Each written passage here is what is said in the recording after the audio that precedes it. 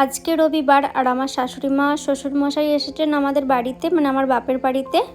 আমার শ্বশুরবাড়ির ওখানে নিয়ম আছে 5 মাস হলে পুজো দিয়ে একটা মাদুলি পড়তে হয়, সেটাই অ্যাকচুয়ালি দিতে এসেছেন। যেহেতু ওনারা এসেছেন, আমাদের বাড়িতে আজকে রান্না হচ্ছে আলু ভাজা হয়েছে, বেগুন ভাজা হয়েছে, এখানে গরম ভাত হয়ে গেছে। আবার পুকুরে মাছ ধরেছিল, অল্প কিছু করে আমরা মাছ ধরলে ভাগে পাই, মানে নামমাত্র পাওয়া না পাওয়ার সমান।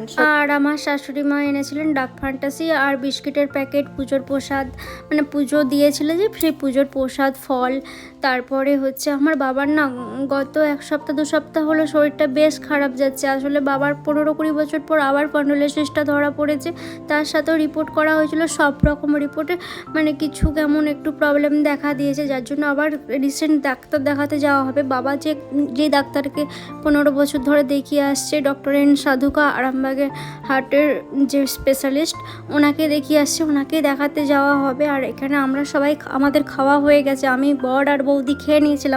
তারপরে 2 বাবা এখানে ঘুমিয়ে পড়েছে, ওখানে 2 মা এতে খাচ্ছে। আর এখানে আমাদের ননি বুড়ো ঘুমাচ্ছিল আর একটু উঠেও পড়েছে। ওকে এখন মেঝেতে শোয়ানো হয়, কারণ সবসময় খাটে শোয়ালে ওর কাছে সবসময় কাউকে থাকতে হবে, ও তো হামা দিতে শিখে গেছে। তারপর খাওয়া দাওয়া হয়ে যাওয়ার পর আমরা সবাই মিলে একটু আইসক্রিম খেয়ে নিলাম।